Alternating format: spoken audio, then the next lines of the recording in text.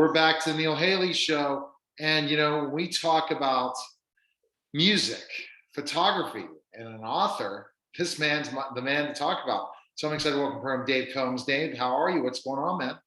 Oh, I'm doing great. This has been a wonderful spring day here in North Carolina. I'm in Winston-Salem, and so we're enjoying this beautiful spring weather, and so I'm feeling great. You got to feel great, and that's the fun thing is feeling great. And let's kind of go, specifically enough into your background, and let's talk about the book you wrote. Okay. Okay, well, just real quickly, I'm a East Tennessee hillbilly, I guess you could call me. I was born in the mountains of East Tennessee, along with other folks like Dolly Parton and a few other famous country music folks. But I'm from Erwin, Tennessee, near Johnson City to Asheville, up in the mountains. Okay. And if you're a Tennessee native, it is a state law that you have to play an instrument. Music is really important in Tennessee. I'm just kidding, of course, but I grew up around music all my life. My mother and father both played. My Granny Combs, she played this auto harp, which this is actually her auto harp that she gave me in her will.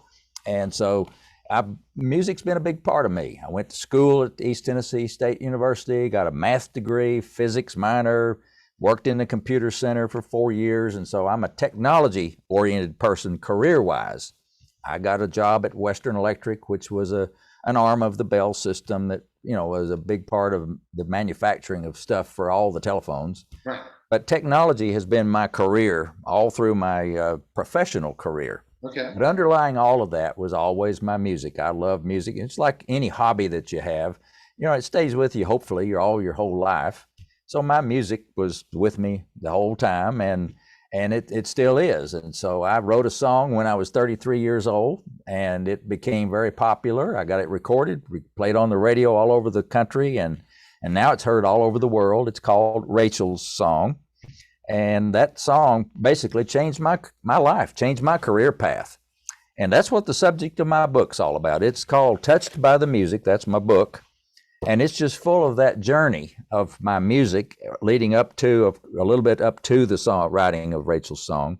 And then from the writing of it, that whole explosion of activities that takes place once you get the light bulb goes off and you find your niche and your thing you really want to go with in your life. And so I quit my job at AT&T in 1992, left that career behind, and did nothing but my music since then. So I have 14 albums of music I've created. I've got, 11 piano music books that I've created from those albums. And now I've got this book that I've written as well that tells the stories. All right. So it's been quite a. What kind of pianos do you have in your house? I have this Steinway Grand back here behind. I knew you'd say Steinway. Oh yeah. Well, that was my dream piano. That was the first purchase that I made once I made enough money with my music business to do so. I went and bought my brand new Steinway piano. That was in 1991, I believe it was. And so it took me that long to save up enough money to get it, but it is still a beautiful piano. And then on the other side over here is a keyboard. It's a synthesizer so that my wife and I can play stuff together. She plays the piano, and so we'll play duets together just for fun. But music is a big part of my life. And so you said you wrote piano books, so you teach other people to play the piano too then, right? Well, now, these are piano transcription books, so that when somebody hears one of my songs, like Rachel's Song, on an album, most piano players would say, I'd like to play that for myself. Mm-hmm. So you go to, like you used to, you hear a real pretty song on the radio, and you'd go to the music store and say, do you have the sheet music for that song that's popular on the radio right now?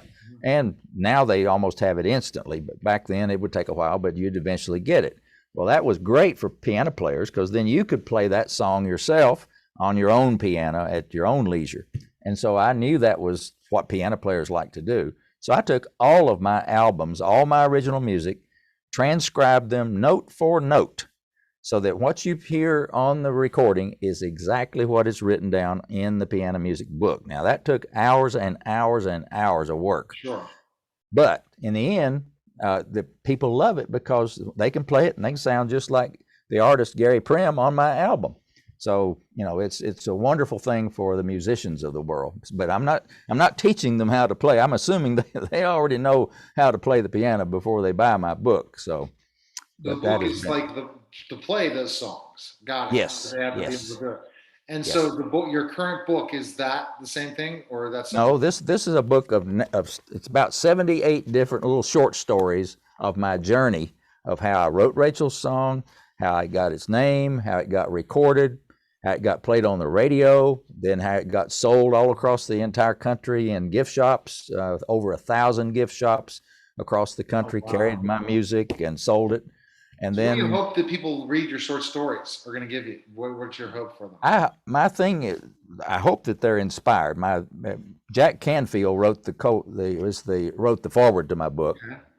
and he said that he found this book to be a very inspiring book and kind of a primer, as he said, for how to get something out there from almost nothing to spreading it over the whole country. And so it really is a sequence of stories that you can look at it as a book for entrepreneurs, because I just took one song and took that then and created 14 albums worth and created a good living selling my music all over the country. So there's an entrepreneurial story here. But then there's also the inspirational stories in there about the ways the music has touched people's lives and helped them in many, many different ways. And I've gotten over 50,000 letters from people about my music over the year. 50,000. That's 50,000. tremendous. Yeah. So you really had a amazing thing, and you're hoping that people that read your book will get those entrepreneurial dreams and then Yes. So inspire. I want them to be inspired to chase their dreams, and don't let anybody steal your dream. Follow, take some action, and maybe kind of see how I handle some of the difficulties. And it's never a straight line from A to B when you're trying to build your own business or do anything with podcasts or anything. You have to learn, and you try, and you do this and that, and as you well know, The it, journey it in 12 years of doing my radio, TV, and podcasting will be 13 in December. I interviewed about 8,000 people, but when I first started, I had no idea. Now I can just go have a conversation with somebody. I don't know yeah, where it's going to go. I just at least have a couple talking points in my head and I go. And yeah, I'm the king of the follow-up questions. So whatever I hear, it leads me down the direction of where to go next. A lot of hmm people allow the person being interviewed to lead everything. It's no, it's my thought process. Where do they want to go next? And now we're really talking entrepreneurship. My eyes light up and I say, you know what? There's a dream. You manifest that dream. You say you're going to end up doing it and you take action. The biggest thing, Dave, is they think, okay, I'm going to have a number one album or I'm going to do this or that, but they don't take action steps to get there. They have a dream, but they don't have the action steps to make it happen. And I think Beyond the Secret taught that too, for sure. I have one quote of you can quote me on this that I love to say is that you can never make the right turn if you're not moving. Now, the analogy is, have you ever sit in the parking lot, turn your car on, sit there in your steering wheel, you can turn it all day long, you're not going anywhere. You will never be able to turn and make the right move until you're moving forward. So Correct. that's true for life as well. If you have an idea, a business, a spark for something, don't just sit there and think about it. You got to get off your duff and go do something with it. Now you may make a wrong turn. Well, there's such thing as backing up and try to make another turn. Nothing is really totally final with all your decisions, but you just try to make all the right ones and do the best you can. But you've got to be moving to make the right turn. I love it.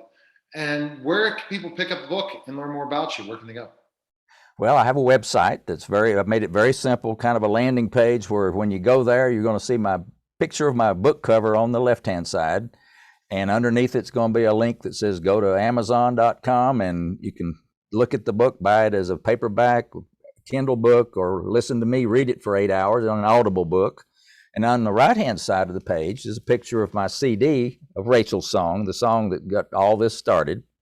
And underneath it's going to be a link that says go to Amazon. You can check out the CD. You can buy the CD or you can download the MP3 file.